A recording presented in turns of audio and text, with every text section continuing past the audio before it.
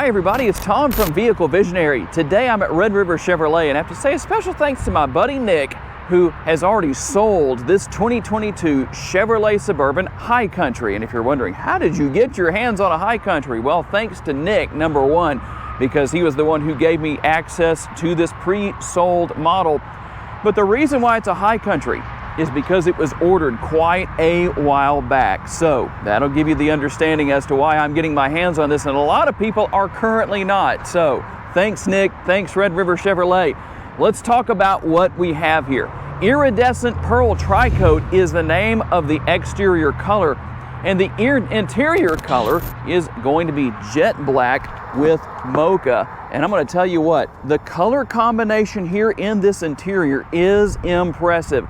We'll take a much closer look at that when we get to our main interior tour. But for now, let's take a look at the exterior and see exactly what you get. All around the vehicle, you're going to see a whole pile of LED lights. Is it possible to have a pile of lights? Well, I guess it is because I already said it.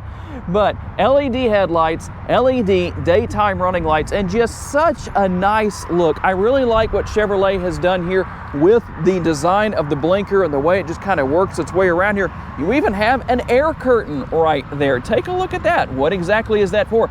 That's going to improve gas mileage when driving down the road because it reduces drag, not having the air kind of having this front end kind of punch a hole in it, so to speak. It uses this area right here to help improve gas mileage through improved aerodynamics ultimately. Let's not get too technical here, but as you can see, just an overall nice aggressive look. And for those of you who I know love those turn signal indicators built into the side view mirrors, well, obviously that's what you have here. And these are power folding side view mirrors. Let's go right here and I'll show you how that works. Let's see if I can do this where you can see it. Make sure you can see both things in action, me hitting the button and those mirrors folding in. Obviously that action taking place on both sides. And then we complete our LED lighting package here on the rear with the LED taillights. One thing that this vehicle does have you might not be aware of as being an option is Safe Shield paint protection. And basically what it is, it's not PPF, so you're not paying for that film that protects the paint, but what it is actually a almost like a wax. It's something that's actually put onto the vehicle, it dries on, and it protects the paint. It's supposed to protect it for 5 years, just in case you are kind of curious about something like that. And looking right back here, I do have to say, way to go Chevrolet, because notice what you don't see right here. You don't see a rear window wiper out in the open. That's because it's up here inside of the rear roof spoiler. It just looks more clean back here that way. Kudos to Chevrolet. Now, one of the most important things that you might want to know about, let's look at what's under the hood. All right, now that we have the hood open, obviously you're gonna find the hydraulic struts. That's always a benefit. That way you just open the hood and it just goes right up. No big deal. What is it gonna reveal? The 6.2 liter V8, 420 horsepower, 460 foot-pounds of torque mated to a 10-speed automatic transmission, 14 miles per gallon city on gas, 20 miles per gallon on the highway, 16 combined. This is a 6.2 liter V8, so is it appropriate to say that it fits? Because for every 100 miles you drive this Suburban, it should use 6.2 gallons of gas. And the tire size is going to be 275/50 wrapped around the 22-inch wheels. And obviously when you open these doors, you're going to have the power side step here that's going to come in or come out when you open the doors, and then we'll say come back in or go back in when you close the doors. And that's not all.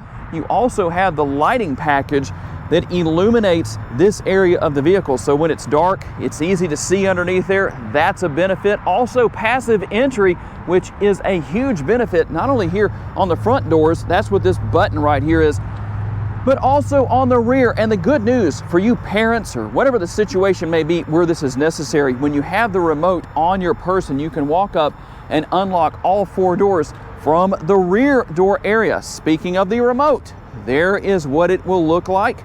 No changes for 2022, but still a nice, very useful remote. Gonna have a remote start right there. I know a lot of people just love that feature.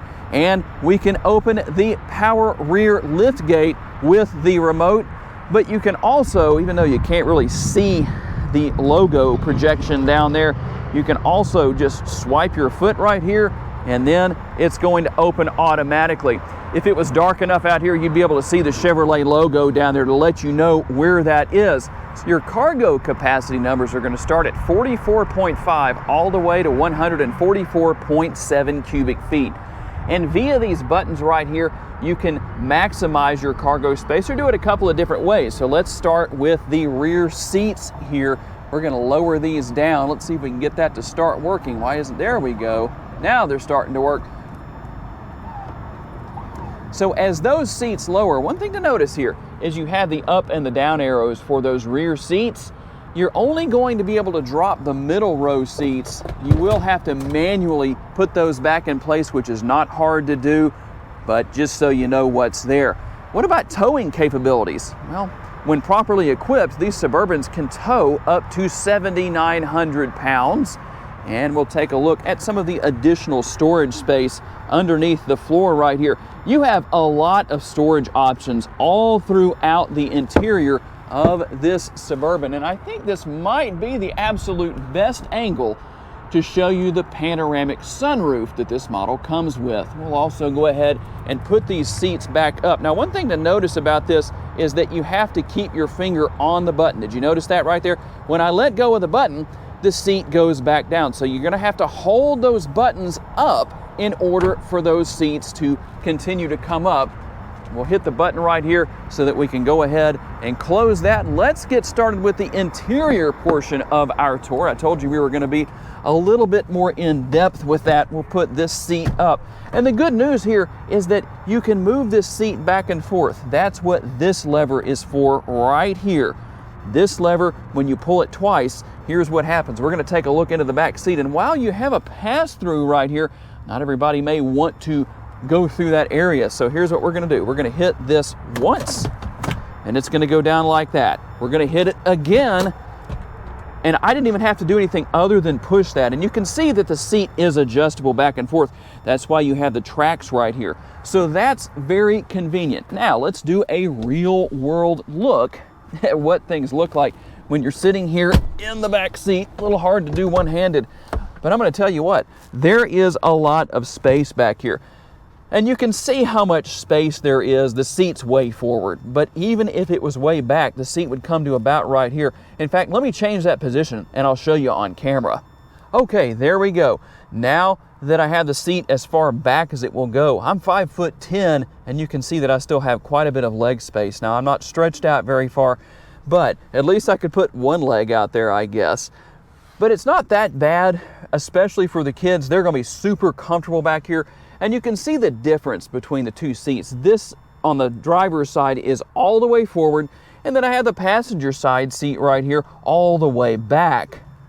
And then a little bit more of a look around. You're gonna have USB connectivity on both sides, and then a cup holder and a little bit of space right there. You put the power drink right there, the energy drink for after workout. You take the family to the gym, and then protein bars and maybe a Snickers bar for a little bit of post-workout recovery. Put some of those carbs back in. And then you might notice right here, you've got this button. This is gonna be on both sides, but since I'm right over here, let's go ahead and demonstrate this one. This is the same thing that happens when you hit that lever on the side. So what am I going to do? I'm gonna hit the button right here and watch what happens. Okay, I hit it one time, I'm gonna hit it a second time, and that seat folds up all the way out of the way. That strap that you see right there on top of the seat does the same thing. Now I realize we did not take a close look at the upper and the lower door bins right here. A little bit of space up here. Hey, if you're part of the family and you're wanting to kind of cheat a little bit, you can throw your Skittles, your Starbursts, whatever you want up there. And then the protein bottle or the blender bottle full of protein powder for that post-workout recovery right there, and all the snacks, the beef jerky, the protein bars, whatever it is you like. Hey, that can go right there. And then there are map pockets on both seats. In fact, what I'm gonna do is move that all the way back. And believe me, nobody is going to be thirsty within the confines of this Suburban High Country, because there's two more cup holders right there, And then the controls for the functionality of the air conditioning back here, because you've got multi-zone climate control, also heated seats, and don't have that on right now, so you're not gonna be able to see that. And then you also have a couple of USB ports right there. Quite a bit of connectivity throughout the interior. And in case you wanted a little bit of a closer look at the panoramic sunroof, there you go. Before we start to take a look into the front seat area, you might be saying, Tom, you didn't show us what the price is yet. Well, that's because this model isn't on the Red River Chevrolet website. It's already sold.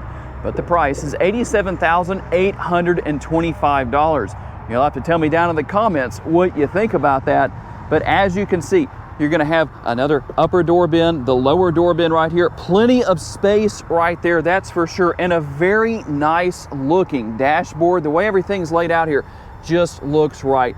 The mocha, the jet black, a very nice interior, very well laid out, quite a bit of space within that glove box right there. And then you're going to have power driver and passenger seats here, and find that the High Country logo is stitched into the headrests right here.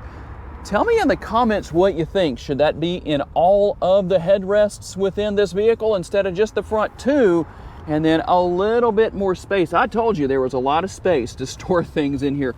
You could put a book right there, maybe a phone or something like that. I don't know what all you would put right there. Tell me down in the comments about that. What do you put there in your Suburbans? And then something that's interesting here. Obviously, here is your wireless charging pad. But if you're saying to yourself, you know, I want maybe one of my kids riding in the front, or my wife or my girlfriend, or whoever's driving, whoever's riding in the front seat might want to charge their phone too, but you only have one charging pad, right? Well, at the moment you do. There is an aftermarket version you can have mounted right here. There's a 12-volt power outlet back here that can be used to power that, if I can keep from getting tongue twisted on that. And then you have the tray right here. Whatever you want to put in there will fit, or you can just take that out altogether and you'll find even more connectivity and a very deep console.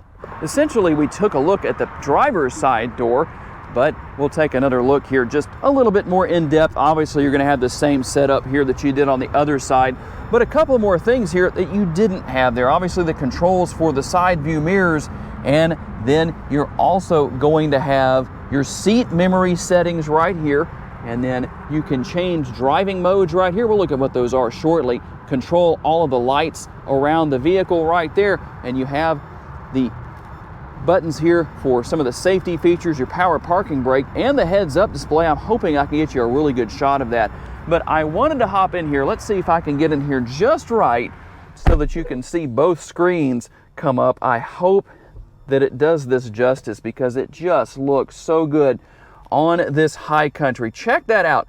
Very unique graphics on the instrument cluster and on the infotainment screen right there. We'll go ahead and hit the push button start that's located right down here. And for those who have said that the interior of previous generations was antiquated, I don't think you're going to say that here, because it looks modern. It looks really good, to say the very least. And don't worry about that. Because this unit is sold, we're not going to be able to do a test drive today. So that low gas symbol there doesn't really matter. But as you can see, you've also got adaptive cruise control here. There are so many great safety features here, and hopefully you can see the heads-up display. I don't know for sure that this image is doing it justice, but it is there. There we go. I think you can actually see it on the screen.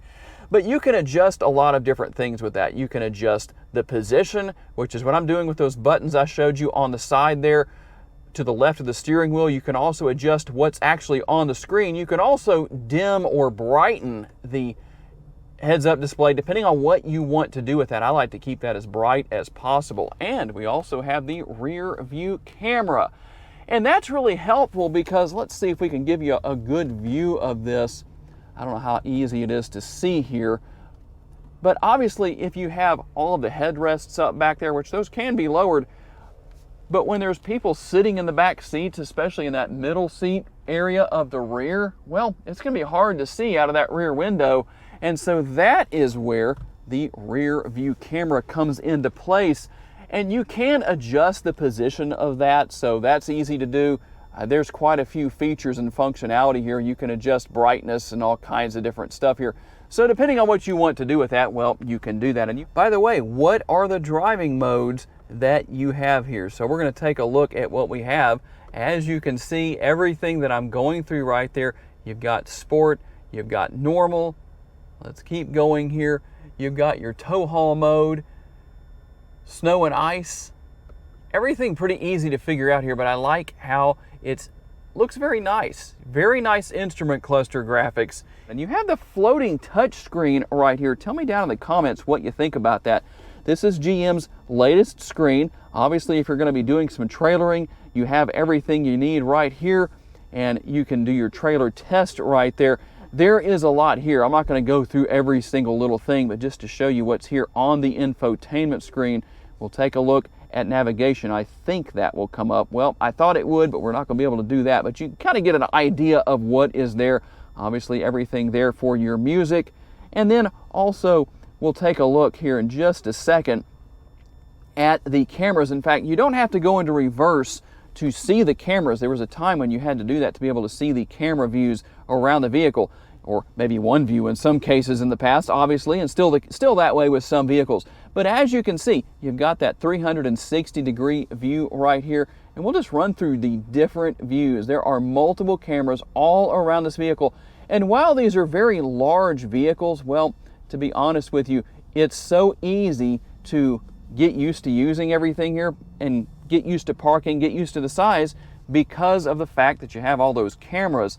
So one thing that I know I've had mixed reactions on in these videos is the push button shifter right here. So tell me what you think about that. A lot of people don't like it. They'd rather see a column shifter or maybe even something down here within this area of the front console area, but some people maybe like it. Tell me what you think. Now, one thing, a couple of things here actually. Let's look at one thing up here.